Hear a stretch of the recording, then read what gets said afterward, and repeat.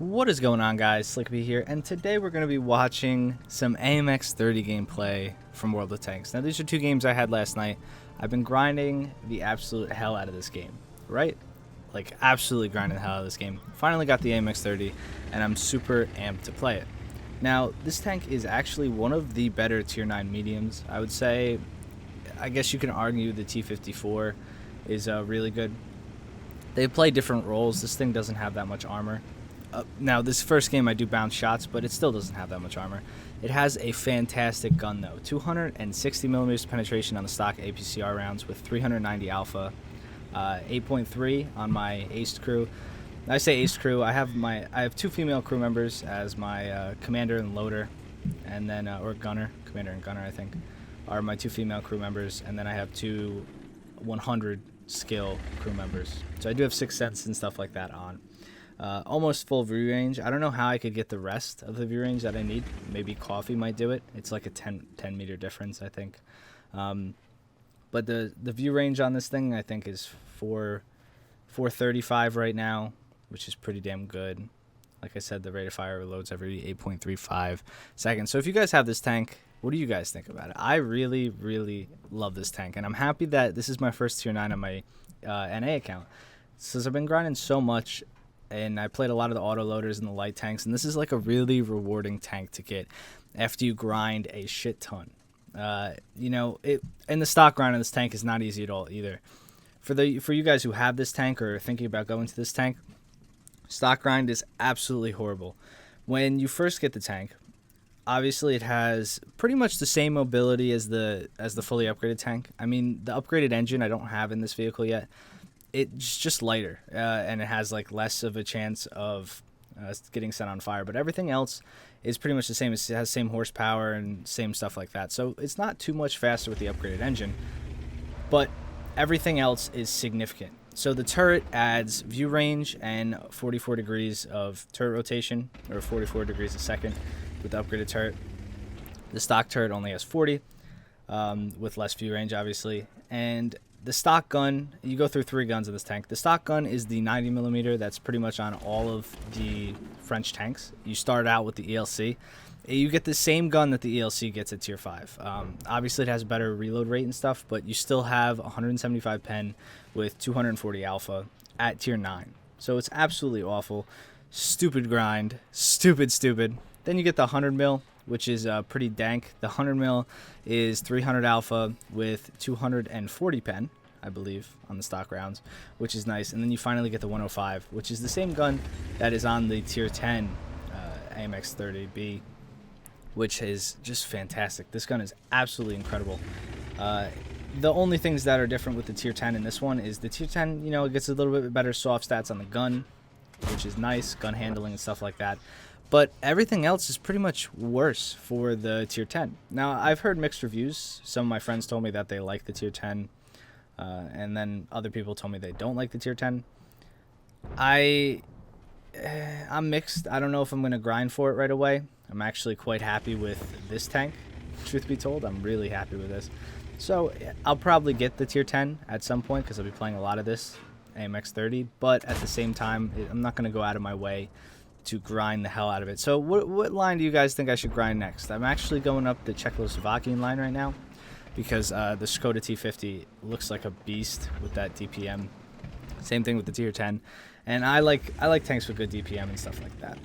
Also, in case you're wondering, this is a pretty damn good spot on this map, is you can kind of chill in these bushes and stuff like that. I learned it from Quickie Baby. I think he made a 30 video a while back, and I remember watching it, and he said that this is a pretty good spot. I decided to try it out in my 30, and yeah, he wasn't lying. It's actually a damn good spot. You get good shots on the guys climbing hill. You can spot for yourself. You have good concealment, and you'll see here that I'm just going to start racking up some damage as these tanks start coming down. And when you get a gun with this much pen, you start to feel like you're almost, no tanks matter. You can just go through anything. You see I bounced that one off the upper plate of the E50, but that's because he was backing up. But we take a look at the T69, no problem, right through. Doesn't matter where it hits really, it's going to go through with that much pen. This thing also does get heat rounds with over 300mm of pen, I believe. Same alpha. And then the HE rounds have like 58mm pen with 480 alpha, I believe. or something like that, which is almost absurd. I mean, when you come up against artillery, top tier artillery, you can pretty much one-shot all of them if you high roll, which is really nice. See another shot in the T-54. That T-34 saved T-69's life there. I was about to hit him and probably one-shot him there, which would have been great. So we put another one in T-34. It doesn't go through. It doesn't look like it did. So I'm just worried that we're going to get overrun here. You can see we're capping their base, though, and they're not really going back, so we'll just take another shot. I bounced one off the Yak Tiger 88. So like I said, this turret's sloped pretty well, but it's only 80 millimeters at the front. I don't know about the gun mantlet. It might be better or worse. I'm not sure. This thing also gets 8 degrees of gun repression, which is fantastic. I try to put one in the 746 here. It goes through. Flies true. Nice, so now we're at 2,800 damage. And yeah, I'm just going to keep playing over here, working the ridgeline. I was kind of upset. I bounced the T-34, which is pretty crazy. I was upset that we capped this game because I would have just stayed here and kept farming damage. It would have been great. I mean, I had a Tortoise, a Scorpion, and a Charioteer behind me. They weren't really going to, you know, they would have been fine. I wouldn't have been overrun or anything like that. But let's look at the post-game stats real quick. Overall team score, 3,200 damage, 544 base XP, which is pretty shit, but that's because we capped. And then we look at the assistance. I didn't do much assistance. I think it's 417 assistance. And I unlocked my radio this match, but I'm not going to buy it. I'm waiting to get the engine first. So yeah, let's take a look at another game. So transition over. Now, this game was actually a lot better.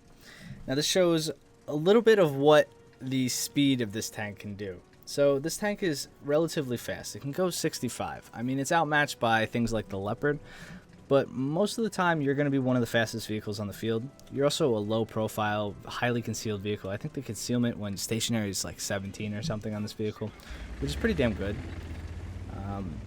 I mean, I don't know much about any of the other top tier mediums, so maybe I shouldn't be saying that. I could be wrong. I know the DPM isn't that great.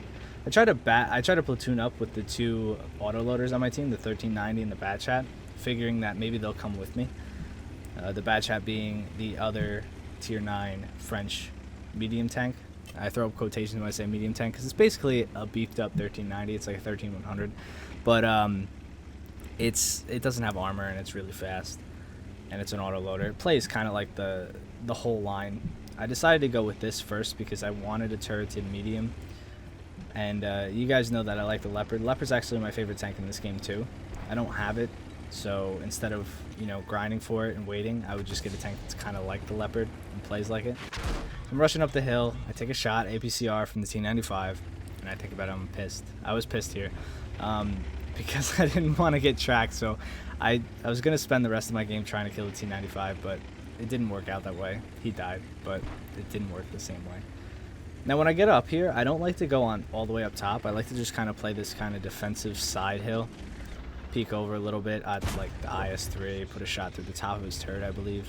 The top plate on the IS-3 above his gun mantlet is like 20 millimeters. I think in my video yesterday where I said that I got the top gun, I hit an even shot against an IS-3 on his top turret. It just overmatched and went in, which was fantastic. So if you guys are ever having trouble with IS-3s, just remember that top part is only 20 millimeters. We have a KV-3 that's kind of just sitting in the middle of the field, so free damage. And what's next to him? A Borsig, which is great. So we're just going to keep farming damage. Now, thinking back, I wish I loaded an HE, and I was thinking about it the whole time while I was here. I was like, maybe I should load an HE. If I load an HE, maybe I can hit a shot on him. But, it's not really worth it. I figured I'd be fine anyway. So I just put another shot into the Borsig. He's a one shot from me at this point, unless I roll extremely low. And, of course, look where that shot goes. It tracks him. What a shot, right? But we're already at 1,500 damage at the top of this hill, just working it. Putting a lot of shots at the guys that are down low. You see the IS-3 running. Put another shot into him. We got a stupid low roll on that. 337. It's crazy. The more alpha you get, the more extreme the low rolls can be, or the more extreme the high rolls can be. So I've hit extremely hard with this gun. I've hit almost as high as it can hit, like over 400 and something. And instead of going for the cupola shot, I figured I'd track him and see if he wanted to repair it, and he did. I don't know if I tracked him actually, but I tried to track him. I just want to piss that T95 off for shooting me in the beginning of the game. So I was going to try to make it as long for him to get in the battle as possible. That was my thought. I was like, yeah, let's fuck him up. But yeah, I don't know how much you guys like the World of Tanks content. I love making it. I've been playing a lot of World of Tanks. I know a lot of people say the whole War Thunder thing, they like fight what is the better game, and I just appreciate them for different things. I like the arcadey competitive aspect of World of Tanks more than War Thunder. It's definitely more competitive in its roots because it's more like an arcade shooter. You get what I'm saying? It's more like Counter-Strike, and I would say War Thunder is more like a squad type game, you know, if we're talking first-person shooters. So I like World of Tanks. It gets my grind fill in because I don't really grind on War Thunder that much anymore, and I don't think grinding on War Thunder is as rewarding as this. Because on War Thunder you get modules. It's different. You don't get as much of a change in modules. I go for a blind shot on that Borsig to see if he's still there, but he wasn't. But when you get a top tier gun, like you get your new gun, you absolutely feel like a badass in this game, and you're just shooting stuff and shutting it down, and it feels amazing. Or you get that new engine and you're moving so much faster, you get that new turret and you're bouncing shots down, stuff like that. It has a different kind of grind. So if you guys are the type of people who hate on World of Tanks, but you've never really played it, maybe you should try it. And if you hate on War Thunder and you've never really tried it, you should try it. But yeah, everybody's entitled to their own opinion. Let me know if you guys like these types of videos. If you want live commentary and stuff like that, I can definitely do that. I'm looking for people to platoon with and stuff, so if you guys see me in game, feel free to add me or send me a message or stuff like that. My name's just SlickB, and I'm on the NA server. But feel free to add me. I've been grinding a lot of tier 9s, but I play a lot of tier 8 premiums, my Cromwell.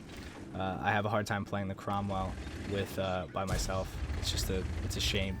You kind of need a platoon to play with that. Here I also dirt myself out a little bit.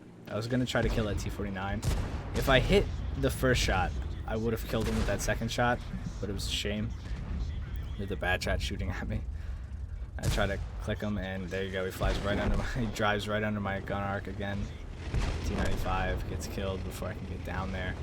It's a shame. It's a shame. I'll tell you that much. Yeah, the game's winding down. So I hope you guys enjoyed the video. If you did, leave a like on it. If you guys have an AMX 30 and you enjoy the tank as much as I do, let me know. If you want to play sometime, like I said, hit me up. Give me some tips. How can I make these World of Tanks videos better? Again, I'm not an expert at World of Tanks. I was doing the Tomato to Unicorn series, which I guess this is technically part of it. You know, I do have 1,000 W8 now. I just passed it last night, which is great. Oh, look at that! It's such a shame, isn't it? I did pass 1,000 W8. My recent W8 is like over 2,000, which is nice. But it's gonna take a couple more games to get there. Truth be told. Also here, I should have just stopped fooling around with the Artie. I was like fooling around for a little too long. But yeah, if you like these videos, just let me know. Also, if this came to your sub feed, again, let me know. I asked yesterday in yesterday's video, and they said, yeah, it did come to the sub feed, which is great, but it's been like every other video doesn't go to sub feeds for some reason, which has been really pissing me off. It's a shame. And just tell me this isn't the best way to end it. Don't worry, Artie, I'm coming for you. I'm coming for it. Boom. One-shotted by the M43. Right over that cliff. It was perfect, which is absolutely awesome. And take a look at the post-game stats real quick. Nice, I got a reserve. So we got, am I going to show it? Yeah, 753 spot damage and 3,339 damage. So I hope you guys enjoyed the video, and I'll see you guys in the next one. Peace.